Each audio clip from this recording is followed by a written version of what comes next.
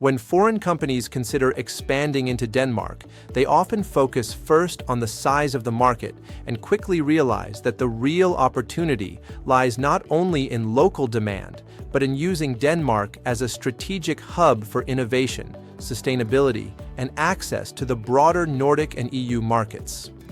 In this video, we will walk through how international businesses successfully operate in Denmark, highlighting the practical steps, common pitfalls, and differentiating success factors that leading organizations consistently leverage. The starting point is understanding Denmark's structural advantages. The country offers a highly educated, English-proficient workforce, a transparent and predictable regulatory environment, and world-class digital infrastructure. For many multinationals, Denmark is not just another sales office location. It becomes a core node in their European supply chains, R&D footprint, and sustainability agenda. Successful companies recognize this from the outset and shape their entry strategy accordingly, rather than treating Denmark as a marginal or purely opportunistic market. From a market entry perspective, the most effective foreign players typically choose one of three routes: establishing a greenfield subsidiary, partnering with a local distributor or strategic partner, or acquiring an existing Danish company. Greenfield setups work well when a business has a clear long-term commitment and wants full control over culture and operations.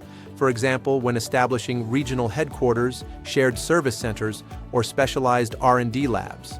Partnership-based models are often preferred for consumer-facing sectors and specialized B2B niches, where local partners bring deep knowledge of customer expectations, regulatory nuances, and professional networks. Acquisitions, while more complex, are chosen by companies seeking immediate scale, existing talent, and an established brand reputation. The key across all three models is to invest time upfront in due diligence, understanding sector-specific regulations, tax implications, labor agreements, and potential regional differences between, say, Copenhagen, Aarhus, and other industrial clusters. Operationally, one of the most distinctive elements of working in Denmark is the labor market. The so-called flexicurity model combines relatively flexible hiring and firing rules with strong social safety nets, vocational training, and active labor market policies. Foreign companies that succeed do not treat this as a constraint. They leverage it. They build robust talent strategies that integrate with local universities, technical schools, and research institutions, tapping into a workforce that is accustomed to flat hierarchies, autonomous work styles, and a strong emphasis on trust. International leaders who adapt to this context, empowering employees, encouraging open dialogue, and embracing evidence-based decision-making, tend to attract and retain top Danish talent. Those who attempt to impose rigid, highly hierarchical management models often find that they struggle with engagement and innovation. Cultural integration is another critical success factor. Danish business culture values punctuality, transparency, and consensus-driven decision-making. Meeting preparation, clear agendas, and follow-through on commitments are not optional. They are expected. Foreign companies that perform well in Denmark invest in cultural onboarding for expatriate managers, explaining how to run meetings efficiently, how to give and receive direct but constructive feedback, and how to build trust through openness and reliability. It is also important to recognize that work-life balance is taken very seriously. Respecting agreed working hours, being flexible when possible, and measuring performance by outcomes rather than presence help international companies become attractive employers. A recurring theme among successful foreign operators is their deliberate use of Denmark's innovation and sustainability ecosystem. Denmark is recognized as a global leader in renewable energy, life sciences, design, and digital solutions. Multinationals that thrive here typically plug into local clusters. For example, collaborating with universities and hospitals in life sciences, engaging with clean tech hubs on green energy solutions, or participating in digital and fintech communities around Copenhagen. These companies often tap into public funding schemes and innovation programs, leverage test beds and pilot environments, and work closely with Danish authorities on regulatory sandboxes in areas like digital health or green mobility. The payoff is accelerated innovation cycles and solutions that can be scaled across Europe and beyond.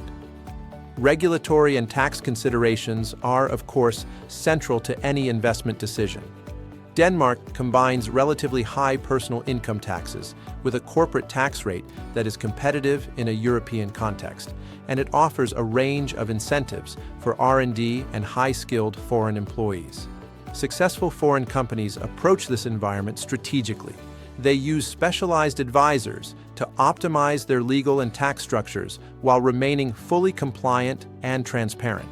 They also ensure robust data protection and cybersecurity practices in line with EU regulations such as GDPR, which is rigorously enforced. In sectors like pharmaceuticals, financial services, and food production, leading players invest early in understanding local regulatory requirements, certifications, and inspection regimes, thereby avoiding delays and reputational risks. Another dimension of success is leveraging Denmark's geographic position and infrastructure. With highly efficient ports, airports, and logistics networks, as well as strong digital connectivity, Denmark can function as a regional distribution center, or service hub. Many foreign firms set up Nordic or even broader Northern European headquarters in Greater Copenhagen, managing operations, customer service, and regional marketing from a single, well-connected base. The companies that use Denmark in this way do not just think in terms of the domestic market size. They design operating models that optimize inventory, lead times, and service levels for a multi-country region, using Denmark's stability and infrastructure as an anchor. Sustainability is no longer a niche topic. For foreign businesses in Denmark, it is a core expectation. Danish customers, employees, and regulators pay close attention to environmental, social, and governance performance. Companies that succeed in this market integrate sustainability into their products, supply chains, and corporate narratives. They set clear decarbonization targets, measure and disclose their progress, and often collaborate with Danish partners on circular economy initiatives or energy efficiency programs. This is not just about compliance.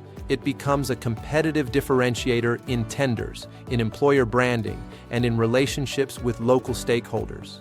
Finally, stakeholder engagement is where many foreign companies either differentiate themselves or fall short. The most successful organizations proactively build relationships with municipalities, business associations, unions, and local communities. They are visible and accessible. They communicate their long-term commitment to the Danish market, and they demonstrate through actions, not only words, that they are prepared to invest in local jobs, skills, and innovation. Over time, this builds a reputation as a trusted partner rather than a transient foreign investor. To summarize, foreign companies that operate successfully in Denmark adopt a holistic approach. They look beyond the headline market size and instead focus on Denmark's role as a strategic hub for talent, innovation, sustainability, and regional operations.